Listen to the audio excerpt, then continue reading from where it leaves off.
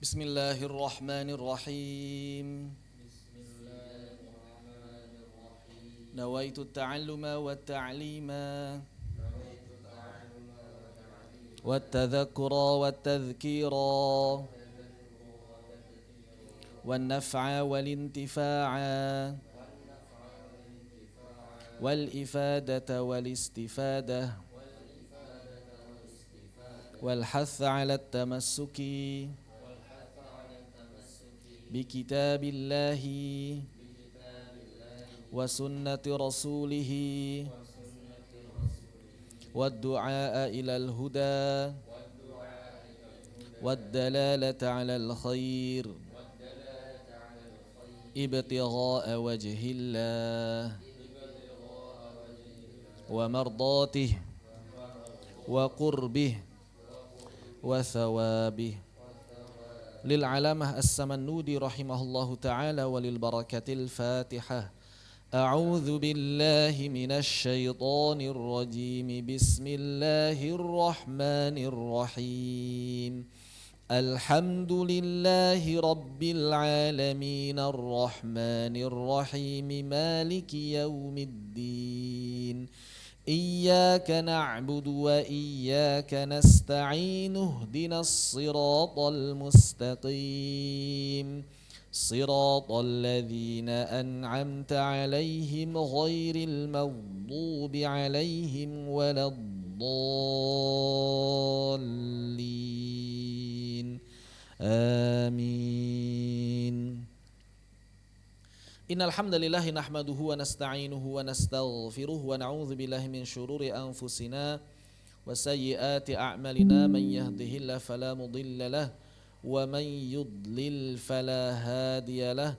Ashhadu an la ilaha illallah wahdahu la syarika lahu wa ashhadu anna Muhammadan 'abduhu wa rasuluhu alladzi la nabiyya wa la rasula ba'dahu. Allahumma anfa'na bima 'allamtana wa 'allimna ma yanfa'una wa zidna 'ilma. Allahumma nawwir qulubana bi nuri hidayatika kama nawartal arda bi nuri syamsika abadan abada bi rahmatika ya arhamar rahimin. Amin. Alhamdulillah, puji dan syukur kehadirat Allah Subhanahu wa taala yang kembali mengumpulkan kita dalam majelis penuh barakah ini. Kemudian salawat teriring salam semoga tetap tercurah limpahkan pada Nabiullah wa Rasulullah Muhammad sallallahu alaihi wasallam, juga pada keluarganya, para sahabat, para tabi'in, atba' tabi'in, dan juga semoga sampai pada kita sekalian beserta seluruh kaum muslimin hingga akhir zaman kelak, amin ya rabbal alamin. Alhamdulillah, kita hari ini akan melanjutkan kembali kajian dari syarah kitab Tuhfatus Samannudiyah yang disusun oleh Alamah Ibrahim As-Samannudi rahimahullahu ta'ala. Nafa'ana Allah bi'ulumihi wa bi'ulumikum wa bi'ulumis sa'irin as-salihin fid dharain, sampai pada perkataan beliau al-mimus sakinah di bait ke 119. Betul ya? Bait 119. Beliau mengatakan, Alamah As-Samannudi mengatakan al-mimus sakinah, mim yang dalam keadaan sukun. Mim sukun. As-sakinah itu adalah sukun. Kenapa sakinah? Bukan al-mimus sukun misalnya. Karena dia menunjukkan fa'il, pelaku. Al-mim subjek. Maka fa'ilnya adalah as-sakin. Karena huruf itu mu'anats, maka dia disandingkan dengan ta marbutah as-sakinah, yaitu mim yang dalam keadaan sukun. Maksudnya apa? Mim yang tidak diberi harakat. Maka di sini hanya satu bait saja. Alamah As-Samannudi mengatakan wa akhfi ahra 'inda ba wa adghima fil mimi wal izharu ma siwahuma.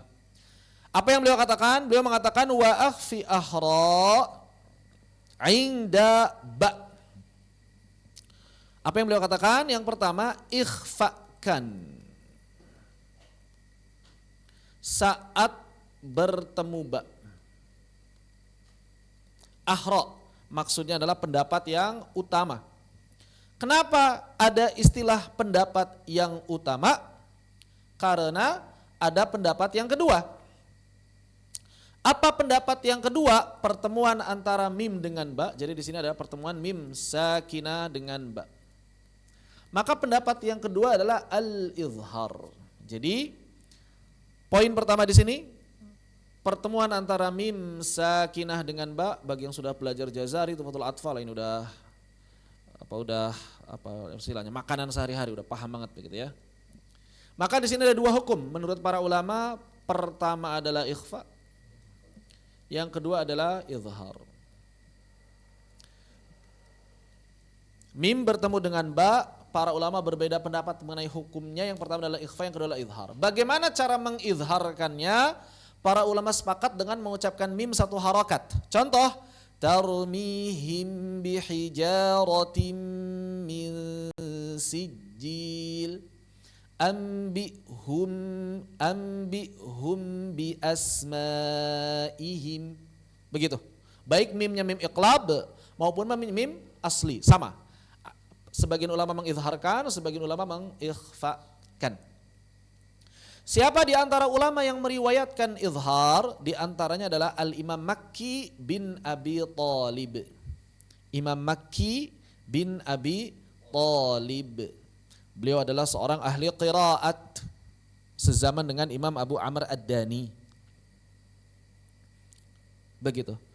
Siapa yang mengikhfakan? Dia Al-Imam Abu Amr Ad-Dani di antaranya. Begitu. Ini adalah dua imam besar di masanya. Menurut Al-Imam Ibnul Jazari, kebanyakan ulama membaca dengan ikhfa. Dan itulah yang diamalkan sampai sekarang. Secara resmi. Maksudnya secara resmi itu bagaimana? Dalam talaqi yang diamalkan ikhfa. Kalau izhar mungkin secara resmi enggak ada. Tapi kalau secara tidak resmi kadang-kadang ada. Diketahui atau tidak, disadari atau tidak. Ya, kadang imam baca tarmihim bihijaratim min sijil. Maka di situ dia sedang mengizharkan bacaan. Tidak apa-apa, tidak apa-apa. Sah, sahih sanadnya berdasarkan penjelasan dari Al-Imam Ibnu Jazari. Mau yang baca izhar sahih, mau yang baca ikhfa sahih. Hanya saja memang secara resmi yang diamalkan oleh para ulama hari ini adalah mengikhfakannya. Baik. Pertanyaan berikutnya, bagaimana cara mengikhfakan mim dengan ba? Sebagaimana telah kita bahas bahwa ikhfa itu maknanya adalah menyamarkan. Kalau samar itu khofa. Ikhfa itu menyamarkan suara. Maksud dari menyamarkan suara mim bagaimana? Maka sebagaimana yang telah kita bahas dalam bab nun sakinah dan tanwin, bahwa ada 3 poin yang mesti diperhatikan saat kita membicarakan ikhfa. Yang pertama, sifatnya harus di antara izhar dan idgham. Harus di antara izhar dan idgham. Maksudnya bagaimana? Di sini keadaan mim sukun di antara izhar dan idgham dilihat dari sisi terucapnya huruf pertama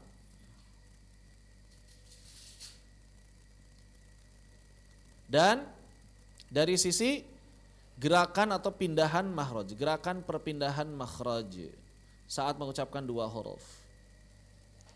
Ketika mengucapkan idgham, maka huruf pertama tidak diucapkan. Dan gerakannya cukup sekali. Contohnya mim bertemu dengan mim. Lakumma, tidak ada gerakan perpindahan. Dan huruf pertamanya hilang. Lakumma. Loh itu ada mim saat. Itu mim yang kedua, bukan mim yang pertama. Lakumma. Begitu. Pada izhar, maka misalnya mim bertemu dengan fa. Hum fiha. Maka dia terucap huruf pertamanya. Ini 1 kali ya. Kemudian hum fi, ada perpindahan 2 kali. Pertama ke kedua ke af. Hum fi. Hum fa. Di sini 2 kali. Adapun pada mim yang ikhfa, maka harus mirip izhar pada satu sisi dan harus mirip idgham pada sisi yang lain. Maka para ulama meneliti mirip izharnya di mana? Mirip izharnya mim ikhfa itu di terucapnya huruf pertama. Contohnya tarmihim, mirip izhar.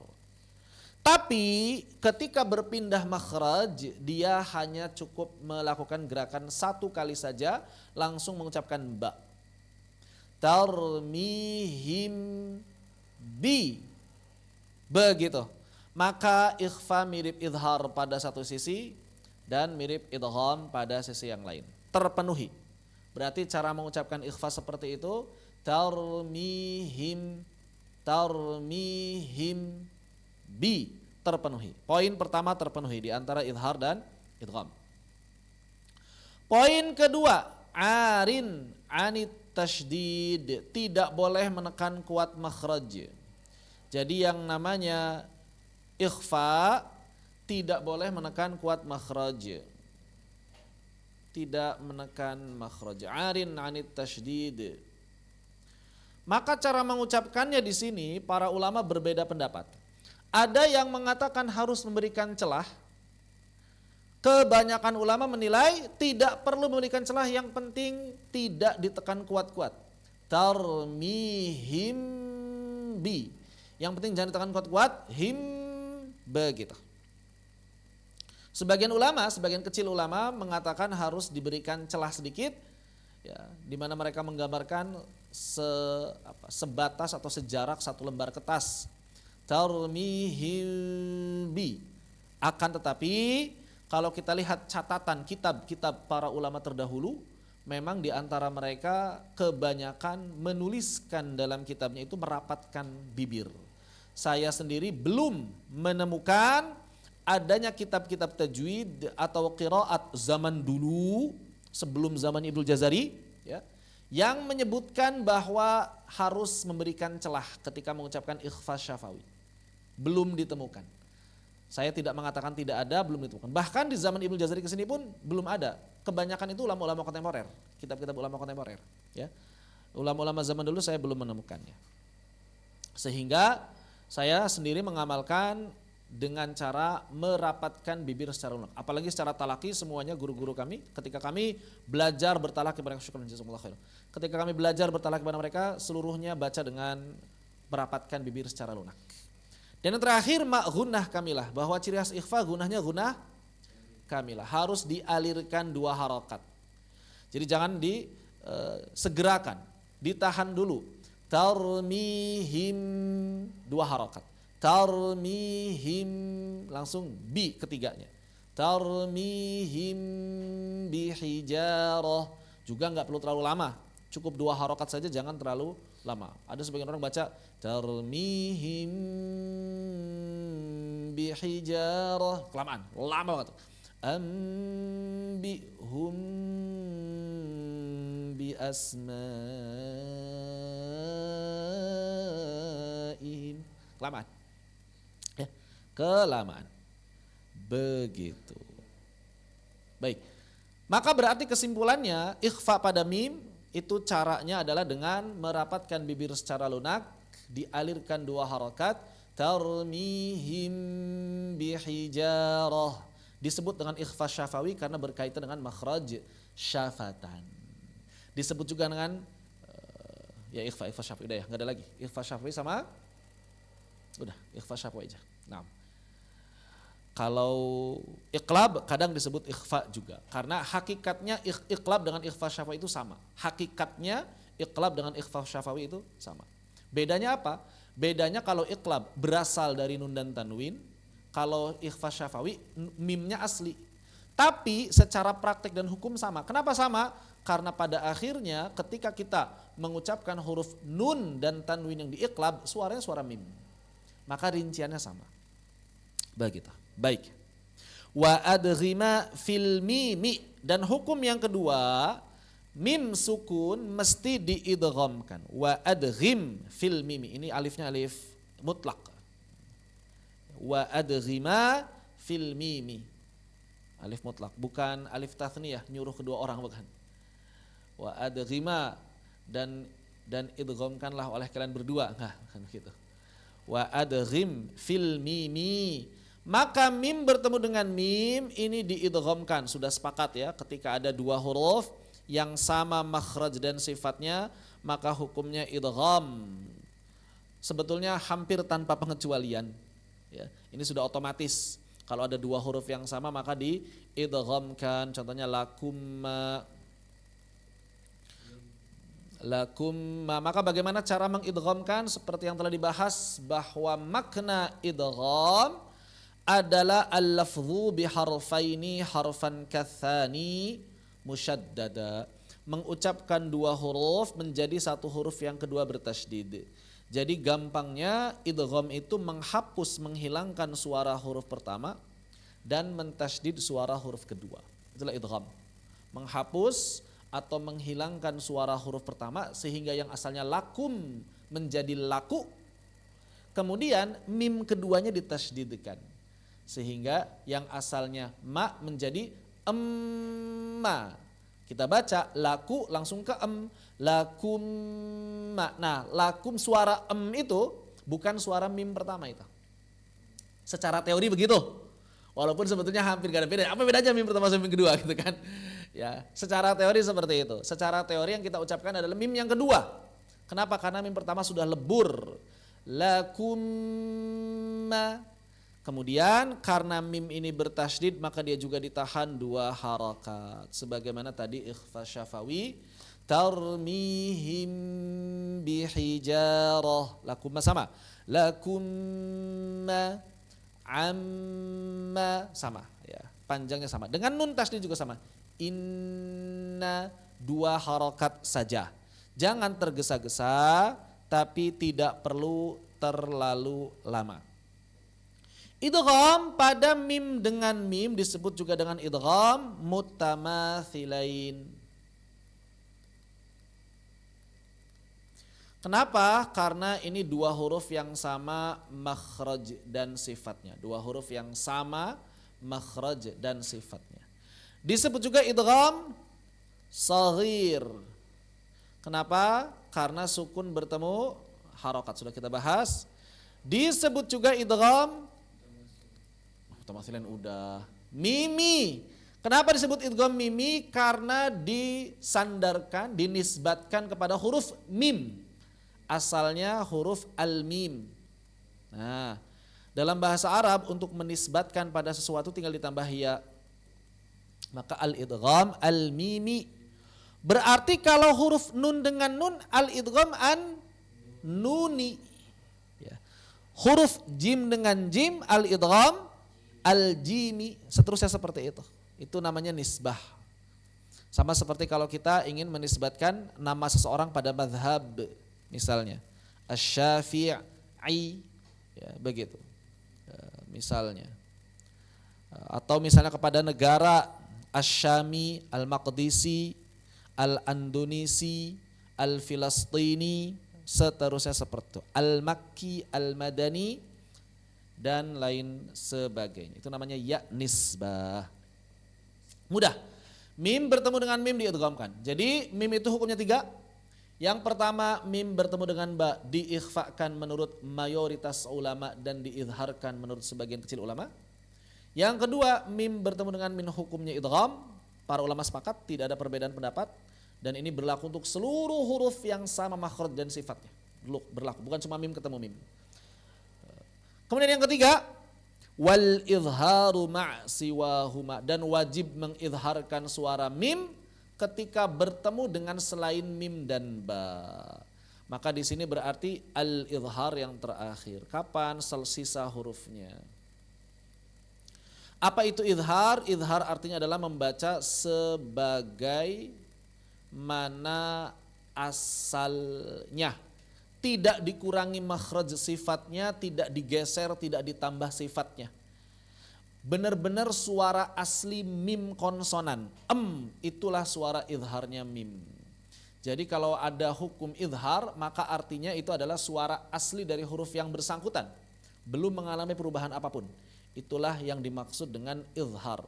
Memperjelas, mengeluarkan huruf dari makhrajnya, menyempurnakan sifatnya, tidak dikurangi. Misalnya bagaimana dikurangi? An-abta, gunnahnya hilang. Ar-Rahim, gunnahnya hilang. Atau misalnya dipantulkan, ditambah qalqalah. An'amta, alam tara, Ar-Rahim. Maka ini juga keliru karena ada suara tambahan. Atau ditambah panjang. Alam tara kaif an'amta Ar-Rahim.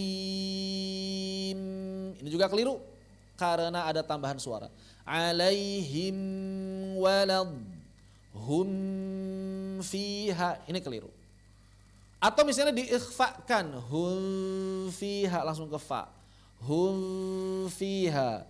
Atau misalnya mau ke waw langsung ke waw. Alaihim walad idgham.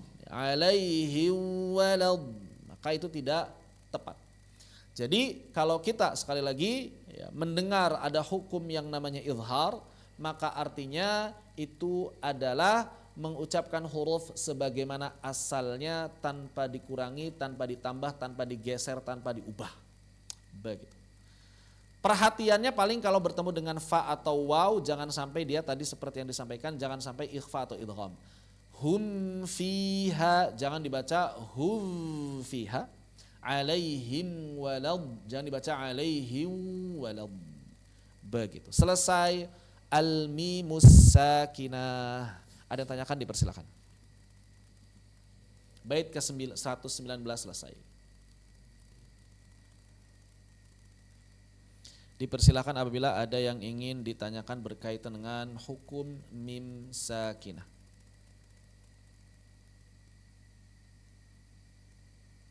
Jelas, walhamdulillahirabbil alamin.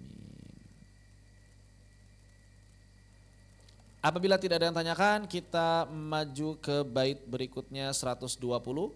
Sebelumnya Al-Imam As-Samannudi mengatakan Allamatus sawakin. Bab apa ya? Bab yang baru. Allamat as-sawakin. Allamat artinya adalah, bukan alamat bahasa Indonesia, alamat. Allamat artinya adalah lam jamak ya, lam. As-sawakin jamak dari sakinah. Sawakin jamak dari sakinah. Allamatus sawakin, lam yang sukun semuanya begitu. Lam yang sukun semuanya. Maka beliau mengawali perkataan pada bait yang 120 untuk membahas al-qamariyah dan al-syamsiyah. Al-qamariyah dan al-syamsiyah. Beliau mengatakan pada bait 120, al-fibghi hajjaka wa khaf aqimahu adhhir wa kun fi ghairiha mudghimahu. Maka beliau mengatakan apa? Seluruh al itu kalau bahasa Indonesianya alif lam, orang Indonesia kenalnya namanya alif lam. Kalau orang Arab bilangnya lam al. Lam al. Kenapa lam al ya? Karena dibacanya al. Walaupun sebetulnya dia hamzahnya hamzah wasol, tapi selalu dibaca al. Tidak ada dibaca il, tidak ada. Tidak juga dibaca ul, tidak ada. Seluruh alif lam dibaca al. Makanya disebut lam al. Kenapa juga disebut lam al? Karena aslinya dia lam sendirian tanpa hamzah. Jadi aslinya misalnya kata kitab, maka dia aslinya cuma ditambah lam. Aslinya di zaman dulunya cuma ditambah lam. Makanya disebut lam. Kadang disebut lam al. Nama aslinya sebetulnya juga bukan lam al. Nama aslinya adalah lam ta'rif. Lam yang digunakan untuk membuat kata benda nakirah menjadi ma'rifah. Kalau dalam bahasa begitu. Karena orang-orang Arab berat mengucapkan sukun di awal, maka ditambahkan hamzah supaya mempermudah. Yang asalnya l-kitab menjadi al-kitab. Tapi hamzah wasal ini menjadi gugur kembali kalau sebelumnya ada kata atau huruf. Tambah waw aja. Enggak dibaca wa al-kitab, tapi langsung wal kitab. Tambah fa, enggak dibaca fa al-kitab, tapi fal kitab. Tambah hadza, enggak dibaca hadza al-kitab, tapi langsung hadzal kitab. Nah, ini kadang-kadang kalau lagi belajar bahasa Arab, masih banyak orang belajar bahasa Arab, ngaji kitab, pas qiraah itu hamzah wasal dibaca berharokat. Kurang tepat. Tsumma fi al-kitabi, tsumma fil kitabi, begitu. As-sahwah al-islamiyah, as-sahwatul islamiyah. Begitu ya. Jadi kalau antum nanti belajar qiraah, belajar ngaji kitab, cara bacanya yang benar. Hamzah wasol jangan dibaca kecuali ketika di awal kalam saja. Kalau di tengah kalam, di tengah perkataan jangan dihidupkan, tapi langsung diwasol. Caranya seperti itu cara bacanya. Begitu. Maka yang dibahas di sini adalah hukum lamnya nih. Memangnya ada apa dengan si lam? Karena kadang-kadang lamnya dibaca, kadang-kadang langsung ke huruf setelahnya. Begitu. Maka Allamah Samadudi mengatakan al fibri hajjaka wa khaf aqimahu adhir. Maka lam al ini kalau bertemu ibri hajjaka wa khaf aqimah, ibri hajjaka wa khaf aqimahu, mesti izhar lamnya.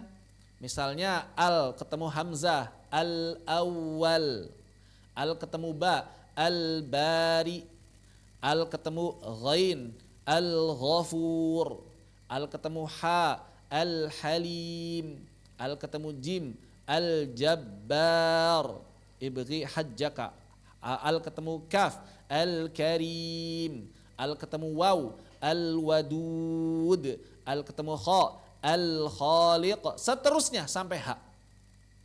Seterusnya semuanya. Semuanya dibaca al-nya jelas. Izhar seperti yang barusan disampaikan. Izhar itu memperjelas suara huruf yang bersangkutan tanpa dikurangi, tanpa ditambah. Maka tanpa ditambah apa? Ditambah qalqalah yang paling sering. Alhamdulillahi rabbil alamin.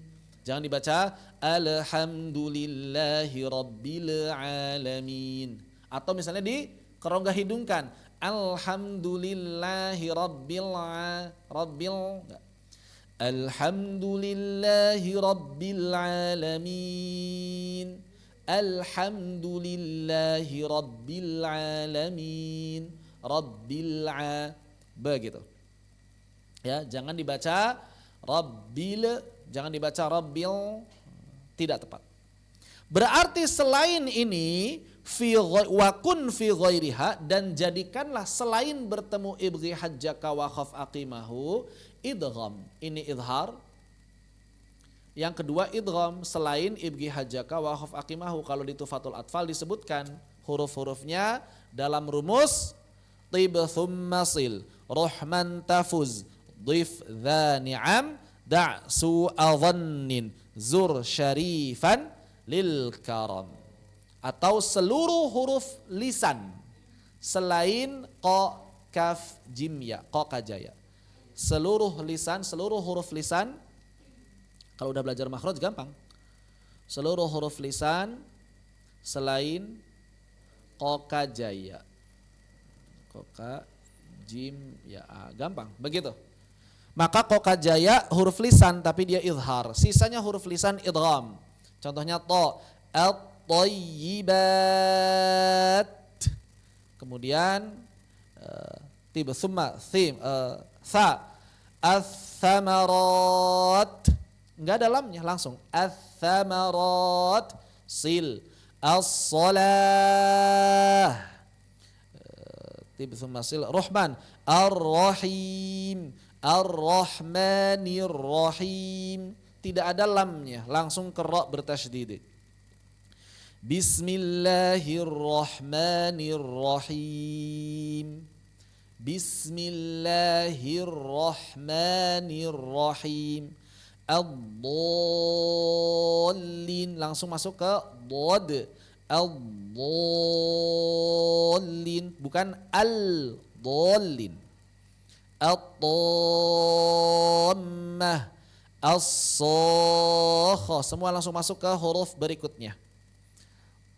Termasuk lam, al-lail, Allah, alladzina, alladzani, allati, alladzi, itu semuanya adalah huruf-huruf yang diidghamkan. Tib thumma sil, rahman tafuz, dhif dha ni'am, da'su adhannin, zur syarifan lil karam.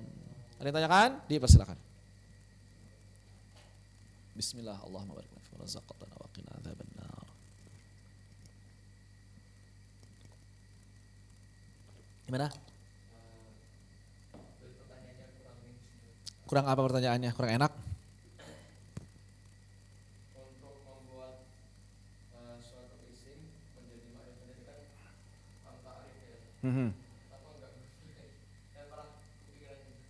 Pernah kepikiran bahwa kenapa orang-orang Arab menjadikan ma'rifah itu dengan lam? Enggak cuma dengan lam, ada huruf yang lain.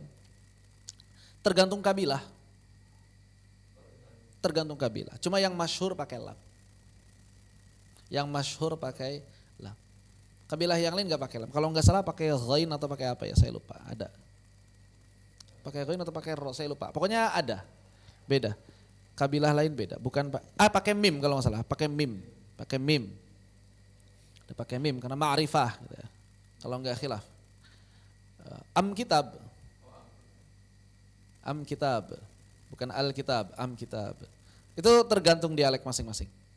Tergantung dialek kabilah. Cuma yang di dalam Al-Qur'an yang bahasa yang dalam tanda petik diresmikan dalam bahasa Arab resmi itu yang pakai lam, karena itulah yang digunakan oleh orang-orang Arab kebanyakan. Maksudnya? Fasih juga. Fasih juga yang pakai mim fasih karena di hadis ada. Karena di hadis dia. Di hadis. Begitu. Wallahu a'lam bissawab. Jadi itu maunya orang Arab begitu. Ya. Kenapa kita tahu pakai ha? Kenapa kata tahu pakai H bukan pakai M? Ya karena kalau M tamu gitu. Enggak bisa. Antum enggak bisa nanya begitu. Ya. Kenapa apel dibacanya apel bukan apel? Ya gimana orang Indonesia dari dulunya begitu. Siapa yang menciptakannya? Wallahu a'lam bishawab. Itu udah ilham dari Allah Subhanahu wa taala. Ya. Begitu. Jadi asal usulnya kenapa lamnya wallahu a'lam bishawab. Waalaikumsalam warahmatullahi wabarakatuh. Silakan Sada. Ya, Ustaz, kalau shin masuk ke Syamsiyah ada alasannya enggak sama temennya? Oh, kenapa jim dengan ya secara makhraj itu sama dengan shin? Tapi jim ya lamnya idhar, tapi ketika bertemu dengan shin lamnya idgham. Karena yang namanya idhar dan idgham selain bergantung kepada makhraj juga bergantung kepada sifat, begitu. Dan berat bagi kita mengucapkan lam yang idhar ketika bertemu dengan shin yang tafasyi. Al-syaitonu berat. Beda dengan ketemu jim, al-jin, nah masih ringan. Begitu. Al-yaqin lebih ringan lagi. Tapi bertemu shin, al-syamsu berat. Ya, oleh karena itu kita mesti memahami kaidah di awal bahwa kullu udulin anil izhari ila ghairihi udulun ilal ashal atau udulun lil ashal. Segala perubahan yang asalnya izhar menjadi tidak izhar itu dalam rangka mempermudah pengucapan. Jadi kenapa bertemu dengan shin itu diidghamkan? Karena mempermudah pengucapan. Kenapa mempermudah pengucapan? Karena berat diucapkan. Kenapa berat diucapkan? Karena shin punya tafasyi yang tidak dimiliki jim maupun ya. Begitu, Allahu a'lam. Demikian. Ada yang tanyakan? Dipersilakan. Jadi kalau misalnya ada huruf yang makhrajnya sama tapi perlakuannya beda, maka itu dipastikan ada hubungan dengan sifat. Silakan. Di Al-Quran itu kan ada yang sebetulnya kalau yang ngerti bahasa Arab itu tidak terkecoh ya Ustaz ya. Tapi untuk yang masih belajar ataupun belum belajar bahasa Arab tuh kadang terkecoh kayak al-hakumut atau al-tafati wal-tafati. Nah itu. Jadi gimana cara membedakannya begitu? Ada lam yang fi'il, ada yang lam itu Ustaz. Gimana? Membedakannya tinggal lihat tanda bacanya saja. Kalau ada tanda baca sukunnya dia berarti dibaca idhar, kalau ada tanda baca tasdidnya berarti dibaca idgham. Udah gitu aja. Ya. Ya, yang penting kan itu. Yang penting adalah baca idhar sama baca idghamnya. Maka kalau ada tanda sukun tidak ada tasdid, dia idhar. Kalau di mushaf Madinah tidak ada sukun, ada tasdid, dia idgham. Kalau mushaf Indonesia ada tasdid atau tidak ada tasdid, dua-duanya ada sukun. Kalau sukun tanpa tasdid, idhar. Sukun diikuti tasdid, idgham. Begitu. Seperti itu. Mudah insya Allah. Tinggal dilihat tanda baca. Tidak perlu memahami, tidak perlu mengetahui itu lamnya lam apa. Buat orang-orang yang bukan pengajar itu enggak perlu tahu. Enggak perlu tahu itu lamnya lam apa sih. Begitu. Langsung saja lihat tanda bacanya. Allahu a'lam. Paling mudah lihat tanda baca. Makanya pemula enggak usah belajar teori. Belajar praktek aja tanda baca. Belajar dobet istilahnya gitu ya. Jadi gimana caranya bisa membaca tanda baca mushaf dengan benar. Kenapa mushaf dikasih tanda baca? Supaya kita bisa baca. Jangan sampai kita udah dikasih tanda baca kita aja nggak tahu tanda baca itu maksudnya apa gitu. Padahal setiap tanda baca ada cara bacanya sendiri yang membuat kita mudah dalam membaca setiap huruf dan hukum-hukum yang terjadi di sana. Begitu. Gimana? Ya tadi Anda lupa jawabannya kalau misalnya kan kalau lam nggak bisa idgham ke shin itu karena sifat atas shin. Sedangkan jim itu dibaca izhar. Dia kan ini sifat qalqalah. Apa hubungannya sama qalqalah? Kenapa qalqalah harus mewajibkan lam idgham ke jim? Oh berarti qalqalah ini juga termasuk alasan punya sifat kuat di jim ya? Ya, terus maksudnya kenapa antum kemudian ya menyebutkan sifat qalqalah untuk menjadikan dia harus idgham pada jim? Kan enggak wajib. Ada yang misalnya berpendapat kalau misalnya qalqalah ini bukan sebagian dari sifatnya di jim. Karena kan sebagian yang pernah dengar tuh sebagian itu bilang qalqalah itu bukan sifat tambahan dari jim gitu. Terus sifat apa dong qalqalah? Sifat lazim juga. Enggak, saya enggak paham konteksnya bagaimana. Kan ini ngomongin idgham.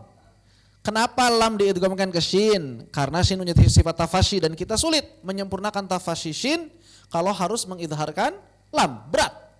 Al-syaiton, berat. Sedangkan jim enggak berat, al-jin, bin mana beratnya? Terus apa hubungannya dengan qalqalah? Gitu maksudnya. Apa hubungannya dengan qalqalah? Kan qalqalahnya sudah terrealisasi. Kalaupun kita beranggapan bahwa di dalam jim berharokat ada qalqalahnya, al-jin udah terrealisasi. Mudah, ringan. Tidak butuh diidghamkan. Begitu. Ad-jin enggak butuh begitu. Ya walaupun kalau diidghamkan lebih ringan sebetulnya. Ad-jin, idgham itu semuanya memperingan.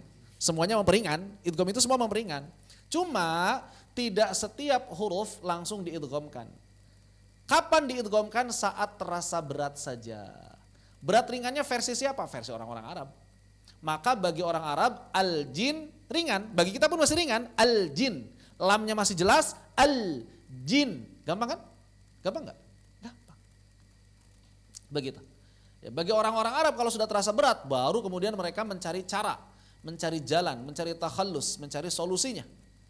Bagaimana salah satu solusinya? Idgham. Makanya saya enggak paham apa hubungannya qalqalah. Mengapa dimunculkan sifat qalqalah gitu? Saya enggak paham. Wallahu a'lam bishawab. Shin itu kan dari tafasih yang sifat tambahan dari shin, sedangkan jim kan punya sifat tambahan dari qalqalah. Iya, terus apa hubungannya gitu? Bukan masalah punya sifat tambahan atau tidak, bukan. Tapi bagaimana merealisasikan sifat tersebut, sempurna atau tidak. Begitu. Bukan masalah punya qalqalah atau enggaknya. Dal punya qalqalah. Diidghamkan tidak? Idgham. Qaf punya qalqalah, idghamkan enggak? Enggak ada hubungannya qalqalah sama itu gitu. Enggak ada hubungannya, ya. Enggak ada hubungannya. Jadi tidak ada hubungan qalqalah dengan idgham dalam bab ini. Begitu. Al-qamar, gampang. Tapi kalau misalnya kita mengucapkan bertemu dal. Ad-din, al-din, berat kan? Saking dekatnya makhrajnya. Al-din, berat. Al-din. Maka lebih mudah ad-din. Al-tin, enggak ada qalqalah tuh. Adanya hamzah dia. Tak, tapi diidghamkan at-tin karena saking dekatnya makhraj. Begitu. Jadi yang pertama yang kita bahas adalah makhrajnya dulu. Dalam kasus jim shin ya, maka mereka satu makhraj. Tapi kenapa beda perlakuan? Karena tafasyinya shin. Terus kalau misalnya ada yang nanya, tapi kan jim punya qalqalah, ya terus kenapa? Begitu masalahnya. Terus kenapa? Jim punya qalqalah terus kenapa? Gitu. Karena qalqalahnya jim tidak butuh usaha lebih untuk menyempurnakannya. Demikian. Wallahu a'lam bishawab. Kenapa wal tafati bukan wat tafati? Karena iltafat itu bukan lam ta'rif tapi lam fi'il. Iltafat itu lam fi'il sama dengan iltaqa. Enggak dibaca ittaqa. Ya. Jadi begitu, bedakan antara lam ta'rif dengan lam fi'il. Gimana caranya Ustaz? Belajar bahasa Arab. Gak ada cara lain membedakannya kecuali belajar bahasa Arab. Begitu ya. Makanya belajar bahasa Arab. Kalau belajar bahasa Arab kita gak akan kaget. Kenapa iltafat bukan ittafat? Wal tafatisaqu bisaq. Kok bukan wattafatisaqu bisaq ya? Karena dia lam fi'il bukan lam ta'rif. Yang kita bahas di sini adalah lam fi'il. Begitu. Wallahu a'lam bissawab. Demikian. Ada yang tanyakan? Boleh silakan. Apakah ada hikmah terkait dinamakan Qomari sama Syamsi gitu Ustaz? Kalau hikmah ya banyak ya. Misalnya ulama mengatakan baik kita lanjut dulu ke bait 121 karena itu bait ke-21. Bait ke-21 Alama Samrudi mengatakan wasami bil qamriyatil mudharata wasami bis syamsiyatil mudghamata. Maka di bait 120 Alama Samrudi mengatakan lam yang idhar disebut lam qamariyah. Berarti yang disebut qamariyah itu lam atau huruf setelah lamnya? Yang disebut qamariyah lam atau huruf setelah lamnya? Lamnya ya. Berarti nama syamsiyah, nama qamariyah itu adalah lamnya bukan huruf setelahnya. Lam qamariyah dan lam syamsiyah. Aslinya begitu aslinya. Cuma buat mempermudah huruf setelahnya dinamain dengan nama yang sama.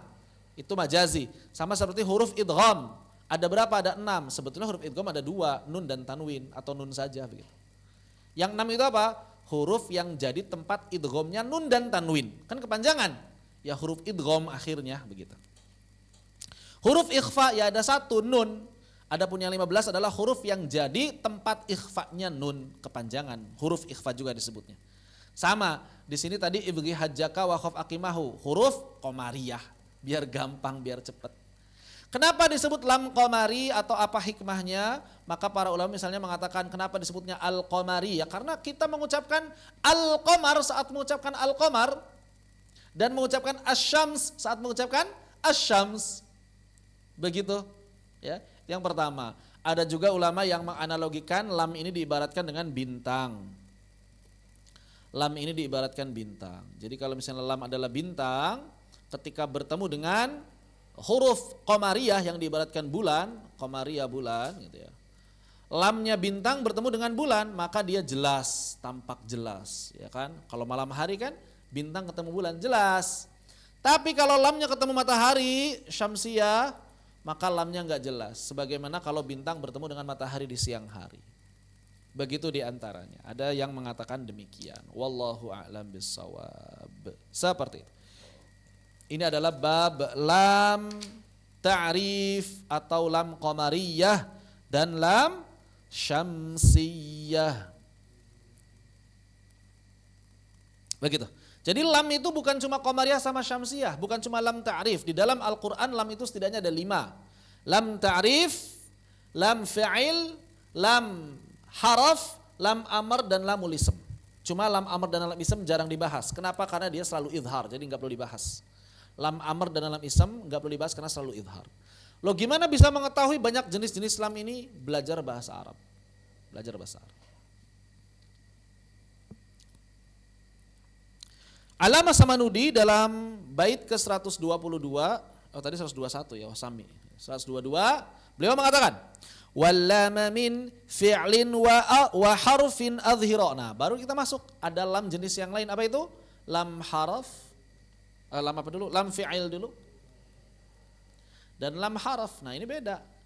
Ya, ada lam fi'il, ada lam haraf. Begitu. Beliau mengatakan apa? Wallama min fi'lin wa harfin adhira. Maka lam fi'il dan lam haraf itu semuanya hukum asalnya izhar. La qul wa bal fa adghiman huma bira. Akan tetapi qul dan bal diidghamkan ketika bertemu ra. Qul dan bal diidghamkan ketika bertemu dengan ra. Maksudnya qul di sini apa? Perwakilan. Qul di situ bukan cuma qul doang, tapi perwakilan lam fi'il. Berarti bagaimana? Maka lam fi'il hukumnya izhar kecuali bertemu dengan lam dan ra. Kecuali bertemu dengan lam ra. Jadi lam fi'il itu semuanya izhar. Nah, inilah kenapa iltafata Dan juga iltaqo dibaca idhar. Karena lam fi'il itu hanya idgham ketika bertemu lam dan ro. Kenapa beda, Zat? Kenapa lam fi'il kok idghamnya ketemu lam dan ro aja? Sedangkan pada lam ta'rif ketemu huruf yang lain juga diidghamkan. Karena jumlah katanya lebih sedikit. Tidak sebanyak lam ta'rif. Jadi kalaupun ada yang berat-berat masih ditolerir karena sedikit. Iltafata misalnya, iltaqo'ah dikit lah. Begitu. Jadi karena jumlah katanya sedikit. Demikian. Kata ahli bahasa seperti itu penelitiannya. Karena jumlah katanya sedikit pada fi'il, maka dia diizharkan. Adapun ketika bertemu dengan lam dan ra, maka ini sudah nggak bisa ditolerir lagi. Karena kalaupun jumlah tidak banyak tapi beratnya itu sangat berat. Misalnya lafal apa? Lafal kul bertemu dengan rabbi, qur rabbi, misalnya begitu. Qur rabbi, tidak dibaca qul rabbi. Kenapa? Karena berat. Karena berat. Qur rabbi. Apalagi sebagian ulama menilai lam bertemu dengan ra itu berasal dari satu makhraj yang sama. Sangat dekat sekali. Begitu, ya. Demikian wallahu a'lam bissawab. Dua kata. Nggak ada fi'il yang di tengah kata diidghamkan itu. Karena nggak ketemu ra, nggak ketemu lam. Begitu ya. Demikian. Wallahu a'lam. Misalnya wa alqi ketemunya qaf. Iltaqo ketemunya ta. Begitu ya. Jadi selain karena jumlah katanya sedikit, juga huruf-huruf selain lam dan ra itu adanya di tengah kata. Selain lam dan ra itu aja di tengah kata. Jadi tidak diidghamkan. Karena aturan aslinya idgham itu tidak idgham kecuali berasal pada dua kata yang berbeda. Selain idgham sharaf ya, idgham mutlak. Idgham sharaf itu idgham mutlak atau idgham kabir. Idgham mutlak itu fathah ketemu sukun. Fathah. Harokat ketemu sukun. Begitu. Demikian wallahu a'lam bissawab. Wa bal fa'adghiman huma bira. Demikian pula bal. Bal itu perwakilan apa? Bal itu perwakilan untuk lam harf. Karena lam harf cuma dua. Lam fi'il selesai ya. Apa lam fi'il? Seluruhnya izhar kecuali bertemu dengan lam dan ra. Lam dan ra. Ingat lam dan ra. Demikian pula lam harf. Sebetulnya lam harf sama. Lam harf itu lam hal dan lam bal. Lam hal dan lam bal. Afwan. Lam harf juga sama. Bahwa sil hal dan sibal tidak idgham kecuali bertemu dengan lam dan ra. Hanya saja hal ketemunya cuma ra. Ketemunya cuma lam. Afwan, balik. Hal ketemunya cuma lam. Sedangkan bal ketemunya lam dan ra dalam Al-Qur'an. Jadi lam haraf itu diidghamkan ketika bertemu dengan lam dan ra. Contohnya apa? Halakum. Kullakum. Kalau kul tadi kullakum. Balla yakhafuna. Ketemu dengan ra bagaimana? Barrafa'ahullahu ilaih. Contoh yang paling terkenal itu, contoh template. Barrafa'ahullahu ilaih. Maka di bait 1 2 3 beliau Alama sampai mengatakan wa ma'huma fil lami hal. Wa ma'huma fil lami hal. Maka demikian pula kata kul, kata bal dan juga hal diidghamkan ketika bertemu dengan lam. Maka berarti lam fi'il dan lam haraf diidghamkan ketika bertemu dengan lam dan ra, sedangkan sisanya diizharkan. Apakah ada pengecualian? Ada. Di mana? Balrona. Kenapa balrona ada dikecualikan? Karena dalam riwayat Hafs, jalur asy-Syatibiyah wabil khusus, dia mesti dibaca sakt. Saktahnya saktah wajibah, as-sakatatul wajibah, ya, saktul wajib. Di mana kalau kita ingin mewasalkan bacaan mesti berhenti sejenak tanpa bernapas. Kalla bal rana ala qulubihim, kalla bal rana ala qulubihim. Maka tidak dibaca barrona, tapi kalau dalam jalur lain baca barrona tidak masalah karena memang ada aturannya masing-masing. Kesimpulan, Lam fi'il dan lam haraf seluruhnya dibaca idhar kecuali apabila bertemu dengan lam dan juga ra. Wa adhira fismin wala mal'am.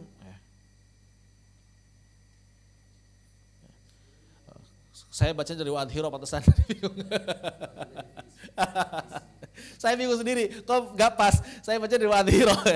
Wa ma'huma fil lami hal wa adhira fismin wala mal amri khamsatun tura.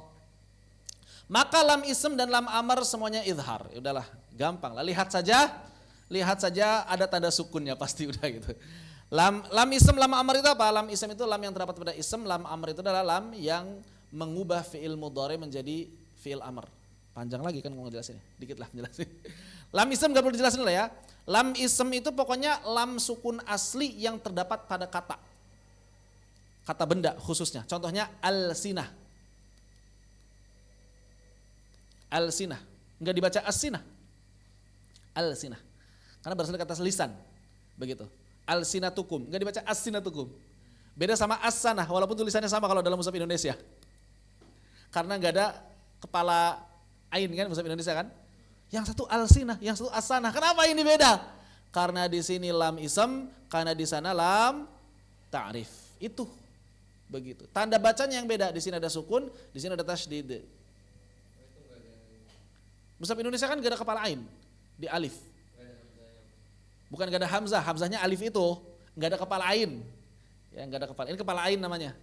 Kepala ain. Gak ada kepala ain mushaf Indonesia. Mushaf Indonesia kepala ain kalau gak ada alif. Kalau hurufnya, kalau rosemnya waw, rosemnya ya, baru dikasih kepala alif. Kepala ain. Kalau rosemnya alif, gak dikasih kepala ain. Aturan penulisan Indonesia begitu. Boleh enggak Ustaz? Usul, kasih kepala ain. Boleh, silahkan usul. Antum bikin tulisan, apa penelitiannya, rekomendasinya adalah rekomendasi. Mohon kepada Lajnah Pentasi Mushaf Indonesia agar bisa meletakkan tanda kepala ain karena dianggap lebih mudah misalnya, mempermudah masyarakat misalnya. Silahkan. Yang jadi masalah siapa yang mau menelitinya? Begitu. Ruhul jadi. Silahkan. Yang punya mau nyusun skripsi, yang mau nyusun tesis, disertasi, itu lebih realistis. Maksudnya bisa ini gitu, bisa langsung dipraktikan, langsung jadi rekomendasi ke Lajnah. Termasuk misalnya tanda kepala silah. Tanda kepala silah ini juga bisa jadikan penelitian ini. Hamzah wasol apakah mesti dikasih silah atau tidak, tanda silah. Sehingga nanti antum penelitiannya bisa gabung tuh.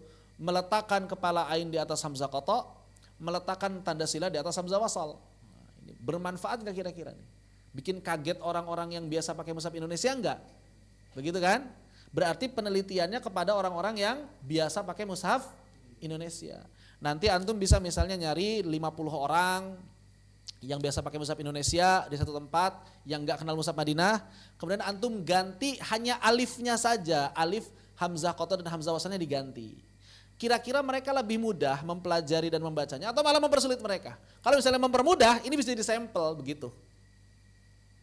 Jadi sampel. Gitu penelitian enggak sulit.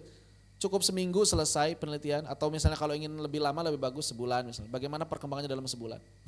Oh ternyata lebih mudah. Mereka lebih mudah untuk mengetahui ini hamzah wasol, ini mad, ini hamzah qata. Kalau misalnya begitu, bisa itu penelitian mahal itu. Bisa jadi bukan cuma skripsi saya pikir itu. Itu minimal tesis itu, S2 itu.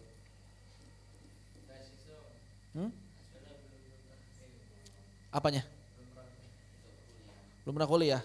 Soalnya kalau S1 cuma deskripsi doang kan, kalau ini kan udah benar-benar penelitian tingkat lanjut ini. Kalau deskripsi itu misalnya cuma suruh baca doang gitu. Enggak ada penelitian lanjutan perubahannya. Ya, deskripsi itu. Kalau tesis itu setingkat di atas skripsi. Jadi dia berusaha mencari satu solusi baru dari beberapa teori yang ada. Kalau misalnya disertasi bikin teori baru kalau memungkinkan. Itu bedanya. Kalau misalnya skripsi, antum cuma menjabarkan satu teori. Dijelasin aja satu teori, udah gitu doang. Makanya gampang skripsi itu, enggak usah ribet-ribet. Ada satu teori, antum ceritain teori itu udah selesai. Deskripsi, udah paling gampang. Kalau misalnya tesis, antum berusaha mencari teori baru, bukan teori baru sih, teori alternatif. Teori ada berapa nih? Antum coba berusaha mana yang lebih baik, biasanya begitu. Itu tesis biasanya. Kalau disertasi, antum berusaha mencari teori baru. Metode baru, teori baru itu di disertasi. Maka kalau pencipta-pencipta metode itu sebetulnya harusnya dikasih kehormatan, gelar kehormatan doktor minimal itu. Karena penemu teori itu kan. Yang namanya metode-metode itu teori, apalagi kalau misalnya sudah udah terbukti ampuh gitu ya, itu harusnya negara ngasih itu minimal gelar honoris causa doktor. Kayak misalnya Kiai Haji Asad Umam, emang udah dokter beliau beneran ya, dokter. Penemu Iqra doktor, harusnya dikasih gelar kehormatan doktor dari negara. Penemu metode apa lagi? Misalnya antum menemuin metode apa, silahkan. Begitu. Termasuk penulis-penulis produktif yang luar biasa gitu kan. Kayak Buya Hamka, kasih gelar doktor. Karena beliau penulis produktif yang luar biasa. Begitu. Walaupun lulusannya kalau sekolah formalnya hanya sekelas SD kan. Penulis produktif luar biasa, kasih gelar kehormatan. Cuma sekarang yang dikasih gelar kehormatan yang punya duit. Yang enggak punya prestasi dikasih gelar kehormatan. Begitu.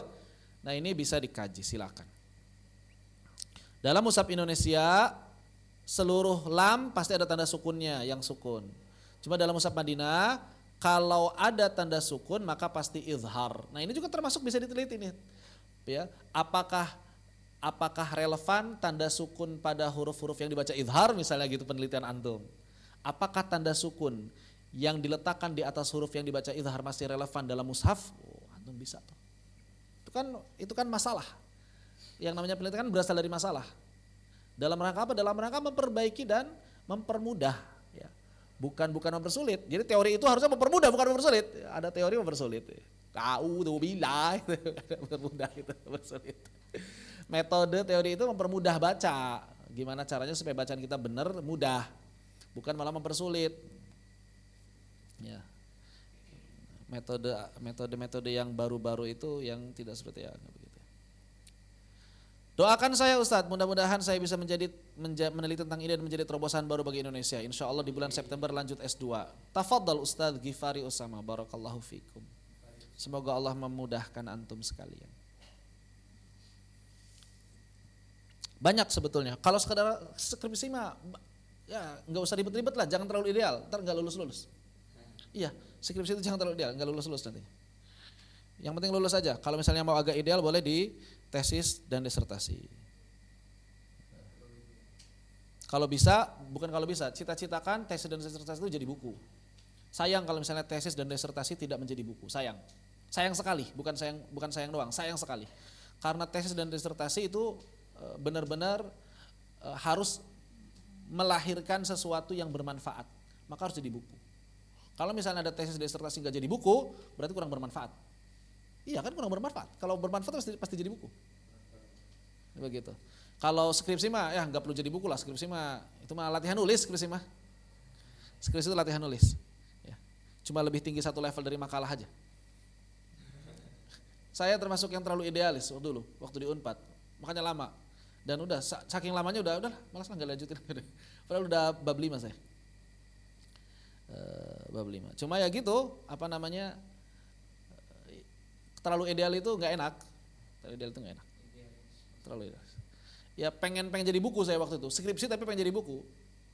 Akhirnya terlalu tebel. Nggak selesai skripsinya. Bukan nggak selesai sih, emang nggak niat diselesain akhirnya pada akhir waktu di Unpad. Hah? Udah hampir 200. 180-an waktu itu. Hampir 200. Sumbernya sumber pustaka, kemudian wawancara, kemudian observasi lapangan.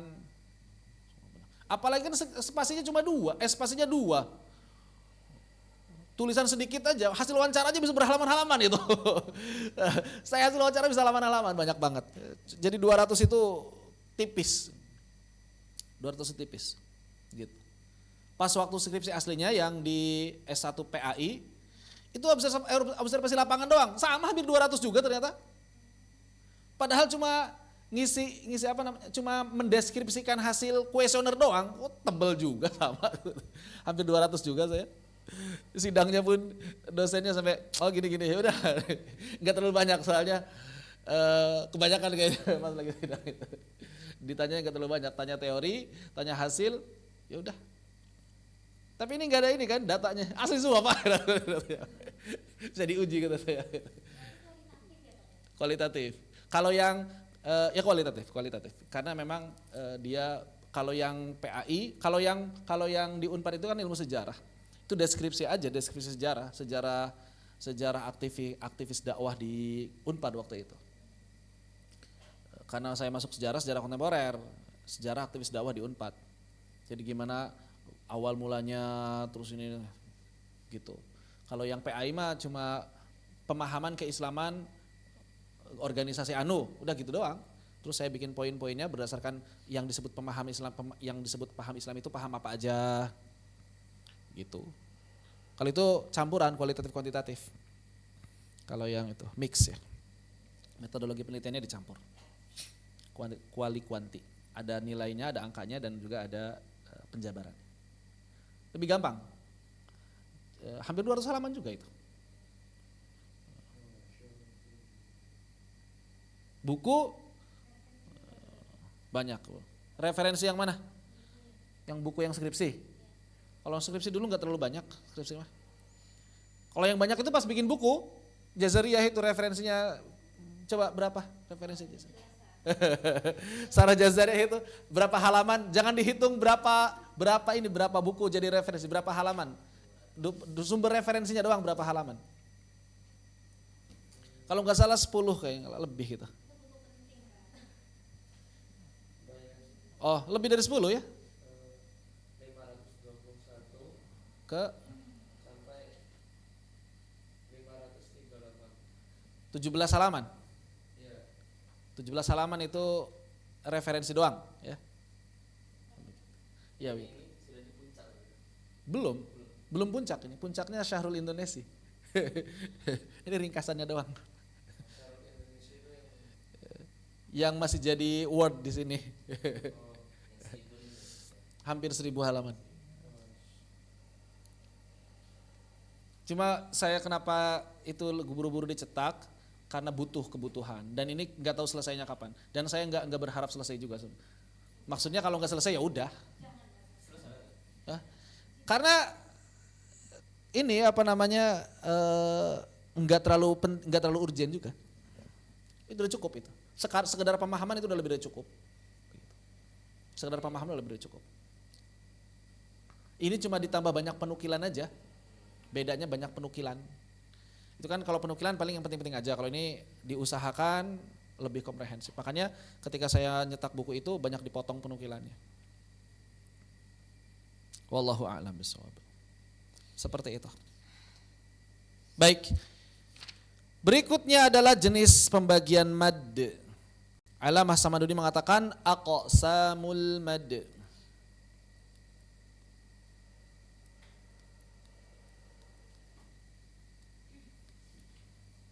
Skripsi nggak selesai tapi saya buku banyak selesai gitu ya. Suka ada ini kan teman-teman di Unpad kan. Padahal dulu skripsi selesaiin aja. Nggak mau, saya nggak pengen bikin skripsi, pengennya bikin buku gitu. Dulu nyatuknya gitu juga dulu. Waktu pas baru pindah dari Unpad ke Al-Imarat itu, kenapa nggak diselesaikan skripsinya? Enggak, saya pengennya bikin buku, nggak mau bikin skripsi. Alhamdulillah terbit. Begitu. Aqsamul mad. Beliau Alamah Samadudi mengatakan wal maddu asliyun wa far'iyun jala wasami bil maddi tabi'il awwala. Ini secara makna sama persis dengan apa yang disebutkan oleh Al-Imam Al-Jamzuri dalam kitab Tuhfatul Atfal, wal maddu asliyun wa far'iyun lahu wasami awalan tabi'an wahu, cuma beda redaksi doang ini ya. Ya cuma beda redaksi doang. Maknanya sama persis. Bahwa aqsam itu berasal dari qism. Apa itu aqsam? Aqsam itu maksudnya pembagian jenis-jenis mad. Maka bedakan antara aqsam dengan ahkam. Ini banyak pengajar, saya nggak bilang pelajar ya, pengajar yang masih keliru membedakan antara aqsam dengan ahkam. Kok hilang? Apa itu aqsam? Aqsam itu jenis-jenis mad dilihat dari apakah dia punya sebab atau tidak. Adapun ahkam ini berkaitan dengan hukum-hukum yang terjadi pada mad far'i. Begitu, ya. Hukum itu hukum yang terjadi pada mad far'i. Adapun aqsam pembagiannya apakah mad ini asli atau far'i. Jadi mad itu ada dua, ada yang disebut mad asli, ada yang disebut mad far'i. Mad asli adalah mad yang tidak punya sebab. Begitu. Maksudnya apa? Cuma ada huruf mad doang. Adapun mad far'i adalah mad yang punya sebab. Nah, nanti mad far'i terbagi menjadi 3 hukum. Lazim, wajib, jaiz. Begitu kurang lebih lah pembagiannya. Jadi supaya bisa memetakan masalah. Bedakan antara aqsam dengan ahkam. Aqsam dengan ahkam. Jadi kalau ada yang mengatakan sebutkan jenis-jenis mad, 2 secara garis besar, mad asli, mad far'i. Ya kalau mau dirinci mad asli ada banyak, mad far'i juga ada banyak, begitu kan. Tapi secara umum cuma 2. Tapi kalau ada yang bertanya atau ada yang menyuruh kita sebutkan hukum-hukum mad, itu cuma 3. Lazim, wajib, jaiz. Jadi bedakan 2 hal ini. Mad itu apa sih? Mad itu artinya adalah vokal panjang. Mad itu artinya vokal panjang. Berarti dalam bahasa Arab vokal atau huruf vokal itu ada 2. Ada vokal pendek, ada vokal panjang. Nah, vokal panjang disebut dengan mad. Vokal pendek disebut dengan harokat. Harokat, ya. Bukan qasar. Kadang-kadang disebut juga qasar. Kadang-kadang disebut juga dengan harokat. Kadang-kadang disebut satu harokat itu kadang disebut dengan qasar, kadang juga disebut dengan satu harokat. Ikhtilas, ahsan. Jadi hati-hati. Kalau misalnya kita melihat dibaca dengan ikhtilas, apa nih maksud ini? Ikhtilas satu harokat atau ikhtilas kurang dari satu harokat? Jangan sampai salah. Dibaca dengan qasar, apa maksudnya nih? Satu harokat atau 2 harokat? Karena mad ini nanti terbagi 2. Ada yang qasar, ada yang mad. Maksudnya apa? Jadi mad itu ada yang dibaca 2 harokat saja, itu namanya qasar. Ada yang bisa dibaca lebih dari 2 harokat, itu namanya mad. Nah, ini istilah-istilah ini kita harus paham konteks. Kalau lagi baca kitab terutama, jangan sampai keliru dalam memahaminya. Sama seperti kalau kita lagi baca hadis, para sahabat itu sering bilang begini ya, kadzabta. Pernah enggak tuh? Baca hadis, kadzaba Umar, kadzaba Abdullah gitu kan.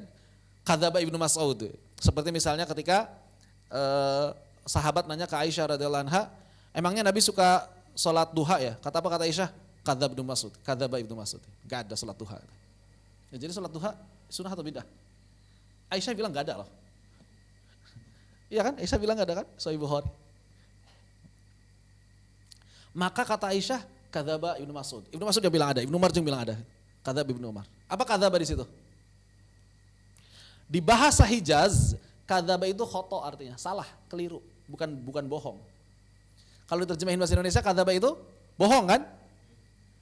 Aslinya itu adalah bukan, bahasa Hijaz itu adalah bermakna keliru. Itu dijelasin oleh Ibnu Hajar al-Asqalani di Sahih Bukhari ketika ngejelasin hadis Umar sama Hisham yang mereka bertentangan masalah huruf Al-Furqan itu, yang Umar bin Al-Khattab sholat di belakang Hisham. Wah, Hisham baca apaan nih? Begitu ya. Maka di situ ada penjelasan dari Ibnu Hajar al-Asqalani, kadzaba dalam bahasa Hijaz itu bermakna khoto. Antum bisa baca terjemahannya di situ ada. Nah, itu di jilid yang ke-6 itu. Jilid yang ke-6 ya, itu yang baru dibuka ya. Itu. Di bab Fadhailul Quran, hadis mengenai 7 huruf, hadis mengenai 7 huruf. Di situ diterjemahinnya 7 dialek atau logat ya terjemahinnya. Begitu. Antum bisa baca faidah hadisnya di sana. Kadzaba itu hati-hati. Jangan dibilang dusta. Kalau dalam hadis para sahabat itu maknanya adalah salah, keliru. Begitu. Jadi kadzabta, serem banget ya. Bilang sahabat saling mendustakan gitu kan. Bohong dia, enggak, keliru dia. Oh, gitu. Demikian pula dengan istilah qasr, ikhtilas, mad ini hati-hati. Salah baca antum bisa keliru memahaminya. Sebagaimana saya pernah membaca buku tajwid bahasa Indonesia yang mengatakan ikhtilas dalam riwayat Hafs di antaranya adalah membaca yardahu lakum dengan ikhtilas. Ayat yardahu lakum haknya dibaca dengan ikhtilas kata dia. Kata buku tersebut. Juga dengan wayat taqahi dibaca dengan ikhtilas. Padahal kitab-kitab qiraat yang mencatat kata ikhtilas di sana bukan maksudnya kurang dari satu harokat. Maksudnya dibaca satu harokat saja. Cuma kayaknya ini si penulis buku tajwidnya kurang jeli ya dalam memahami makna ikhtilas itu. Sehingga dia menganggapnya ikhtilas itu selalu maknanya kurang dari satu harokat. Nah begitu, hati-hati. Demikian pula qasr. Nanti kalau misalnya antum baca hadis atau baca fiqih misalnya. Imam Nawawi menjelasin lafal amin boleh dibaca mad, boleh dibaca qasr. Hamzahnya, apa maksudnya? Boleh dibaca mad, boleh dibaca qasr. Maksudnya boleh dibaca 2 harokat atau lebih, atau boleh dibaca 1 harokat. Jadi boleh amin, boleh amin. Qasr di sini 1 harokat. Bukan maksudnya lebih dari 2 harokat dan 2 harokat, bukan. Ya. Maksudnya boleh dibaca mad, bebas berapapun madnya. Boleh dibaca qasr, 1 harokat saja. Nanti kita bahas di Atibian. Besok insya Allah masuk bab amin itu. Begitu ya. Besok lusa. Begitu. Jadi hati-hati memahami kata-kata tertentu yang butuh konteks, harus butuh memahami konteks sebelum kita langsung menjelaskan apa maksud dan tujuannya. Begitu ya. Baik, ini adalah mad. Jadi mad itu vokal panjang secara bahasa. Vokal pendek adalah harokat, kadang disebut qasr, kadang disebut ikhtilas. Kemudian mad sendiri secara panjangnya, durasinya ada yang qasr, ada yang mad. Kapan mad itu disebut qasr? Saat hanya dibaca 2 harokat. Kapan mad disebut mad? Saat dibaca lebih dari 2 harokat. Pokoknya berapapun itu, 3, 4, 5, 6 itu namanya mad. 3, 4, 5, 6 namanya mad. 2 harokat namanya qasr. Begitu. Baik. Kemudian Alamah Samanudi mengatakan 125 wa huwa ma lam yaku ba'da harfi mad harfun musakkanun awil hamzu warad. Maka apa yang disebut dengan mad asli? Kita masuk ke pembagian yang pertama, mad asli atau tabi'i. Apa mad asli atau tabi'i? Yaitu mad yang tidak bertemu apa? Bertemu sebab. Apa sebabnya di sini? 2. Sukun dan hamzah. Maka inilah 2 makhluk yang menjadi penyebab mad asli menjadi mad far'i, yaitu sukun dan hamzah. Kapan saja mad asli bertemu sukun, kapan saja mad asli bertemu hamzah, maka dia berubah menjadi mad far'i. Sebaliknya, kapan saja mad asli tidak bertemu sukun dan tidak bertemu hamzah, maka dia namanya tetap mad asli, tidak menjadi mad far'i. Acuannya apa? Tulisan, rosem atau suara? Maka acuannya suara. Suara kita membaca mad ketemu sukun enggak? Suara kita membaca mad ketemu hamzah enggak? Begitu. Ya. Baik. Jadi mad asli adalah mad yang hanya menampilkan huruf mad saja. Huruf madnya sendiri apa? Huruf madnya di sini tidak disebutkan. Huruf madnya sendiri ada 3. Atau vokal panjang itu ada 3. Apa vokal panjang itu? Kalau Imam Al-Jamzuri mengatakan. Apa kata Imam Al-Jamzuri? Hurufuhu thalathatun fa'iha min lafdhi wayin wahya fi nuhiha.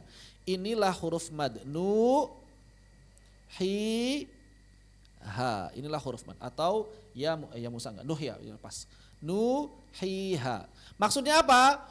Waw, ada waw sebelum dhammah. Waw sebelum. Ada waw setelah dhammah. Ada ya setelah kasrah. Ada alif setelah fathah. Inilah yang dimaksud dengan mad, vokal panjang.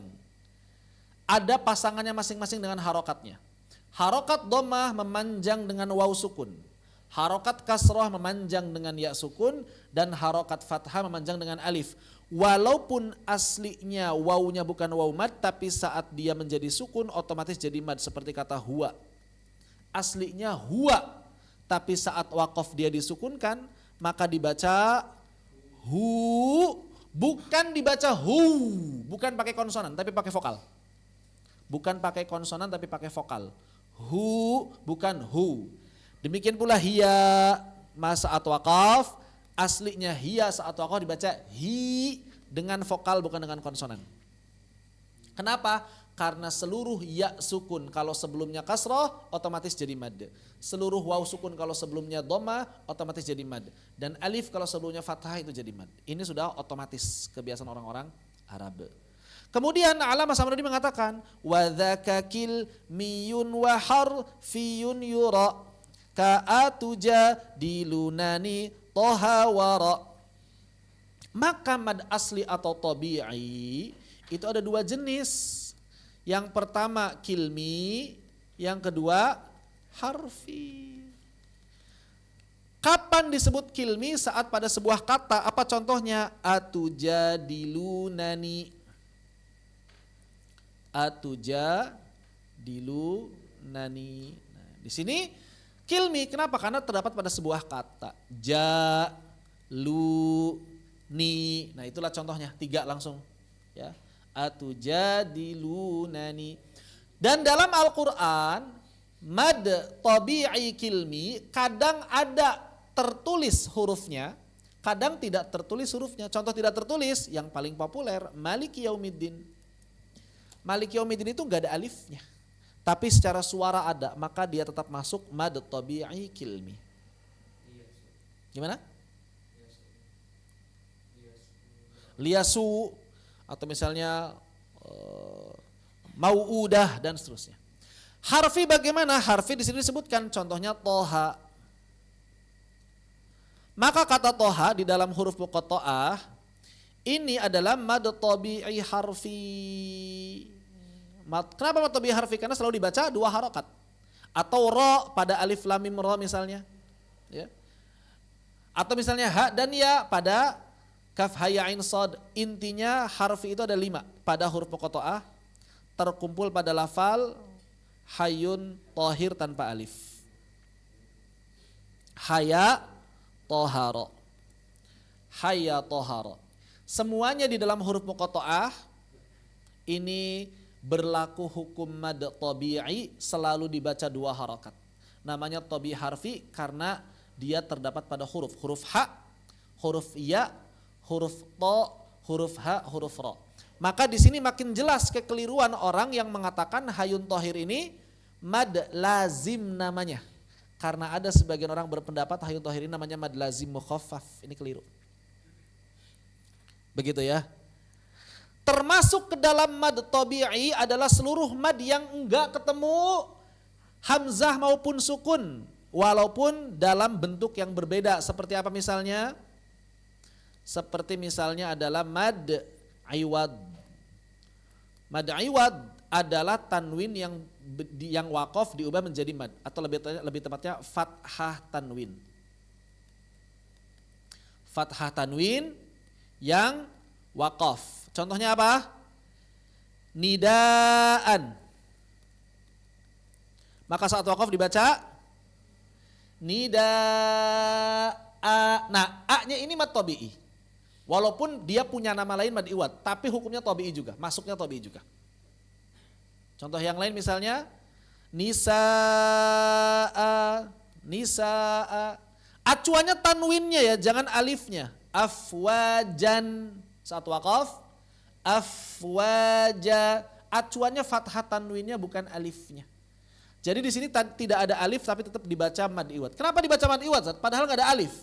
Karena secara suara ada alif. Dan kenapa orang-orang Arab ini tidak meletakkan alif setelah hamzah? Karena zaman dulu hamzah nggak ada bentuknya. Jadi orang-orang Arab kalau nyebut nida maka berarti dia tulisannya begini. Nggak ada titik juga. Nah. Berarti tulisan nida zaman dulu begini. Kalau misalnya ditambah alif di belakang hamzah, berarti begini, malah jadi aneh. Kan hamzahnya belum ada bentuknya. Begitu. Nisa begini berarti. Kalau ditambah alif jadi begini. Maka orang-orang Arab tidak meletakkan alif untuk mengapit hamzah. Kenapa? Karena jadinya alif berjejer, aneh begitu. Malah jadi nggak dikenali. Ya, oleh karena itu secara penulisan zaman sekarang ya begini ditambah hamzah. Kenapa nggak ditambah alif saja zaman sekarang? Karena nggak boleh nambah satu huruf pun dalam Al-Quran. Jadi secara suara ada alifnya. Kalau sebelumnya bukan alif seperti kata syai'an kan begini, maka dia ada alifnya setelah hamzahnya. Mau ada alif, mau tidak ada alif, tetap fathah tanwin dibaca waqaf itu menjadi mad tabi'i.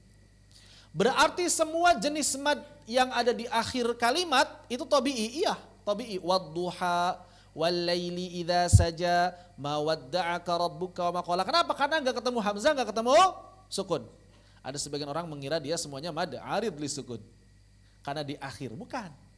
Ya, arid li sukun itu kalau ketemu sukun. Kalau tidak bertemu sukun maka dia bukan arid li sukun.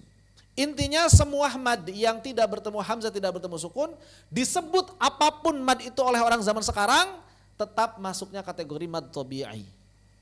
Kilmi berarti kalau pada kata, ya. Ada orang bilang misalnya mad tamkin, itu sebetulnya mad tabi'i kilmi juga. Bahkan termasuk mad badal. Dalam riwayat Hafs dia masuknya mad tabi'i karena selalu dibaca 2 harokat. Begitu. Jadi intinya mad tabi'i. Enggak perlu dipusingkan dengan nama-nama yang banyak sebetulnya. Semuanya mad tabi'i selama enggak bertemu hamzah, selama enggak bertemu sukun. Wallahu a'lam bissawab. Demikian.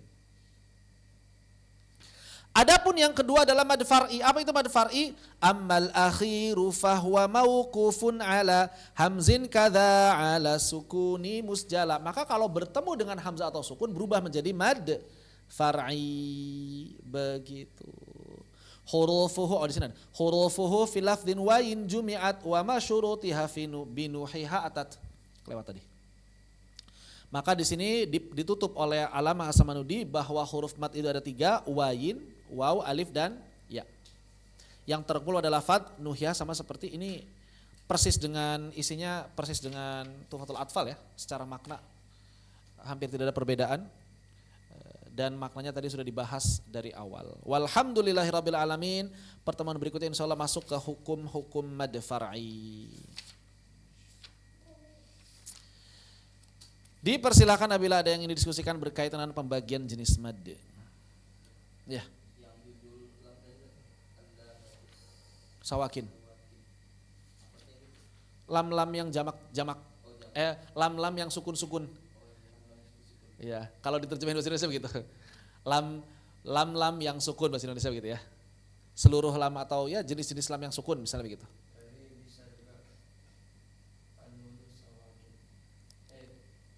Nun jamaknya apa nun?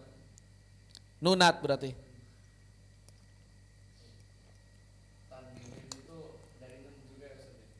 Tanwin itu nun.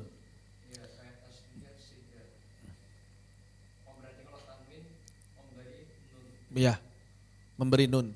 Tasdid memberi syiddah, tanwin memberi nun.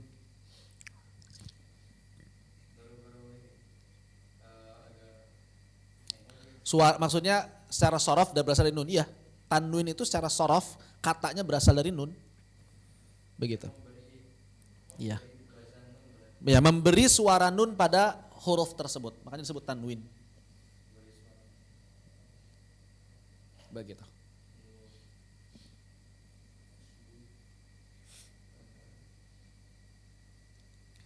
Demikian, wallahu a'lam bissawab. Secara bahasa begitu, cuma kalau secara istilah nunus sakinah az-zaidah ya. Nun as-sakinah az-zaidah. Itulah makna dari tanwin. Nun sakinah. Karena dia sudah jadi isim baru. Sudah jadi isim dia, tanwin itu sudah jadi isim. Sudah menjadi nama isim alam. Ya, gitu. Jadi bukan proses lagi, bukan. Bukan proses, walaupun secara bentuknya itu mirip masdar kan ya. Dari kayak masdar. Nawwana yunawwinu tanwinan. Cuma dia udah jadi isim alam, tanwin udah jadi isim alam.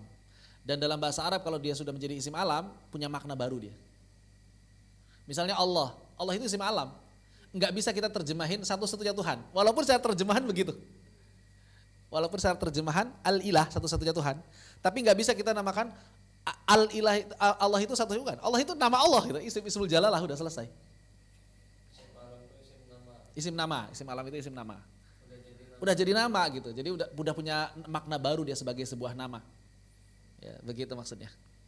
Tapi kalau dilihat akarnya katanya boleh sebagai bentuk apa istilahnya? Lughatan istilahnya ya.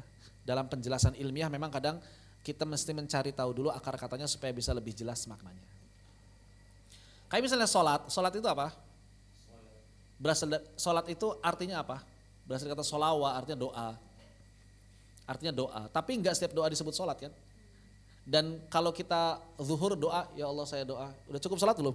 Belum, karena sholat udah jadi istilah baru. Udah jadi isim dia, isim atas sebuah perbuatan yang diawali dari takbiratul ihram diakhiri dengan salam dengan tata cara tertentu begitu. Itu maksudnya. Maksudnya seperti itu. Wallahu a'lam bissawab. Ada yang tanyakan? Dipersilakan. Kalau tidak ada berarti kita akhiri sampai di sini. Walhamdulillahirabbil alamin. Cukup? Fanaktafi bihadza walhamdulillahirabbil alamin. Subhanakallahumma bihamdika asyhadu an la ilaha illa anta astaghfiruka. Allahumma shalli afdhalas salatin ala asadi makhluqatika sayyidina Muhammadin wa ala alihi washabihi wasallim adada ma'lumatika wa midada kalimatika kullama dzakaraka dzakirun wa ghafala an dzikrihil ghafilun walhamdulillahirabbil alamin. Wassalamu alaikum warahmatullahi wabarakatuh. Wa jazakumullahu khairan. Kirain bocah turun. Oh iya.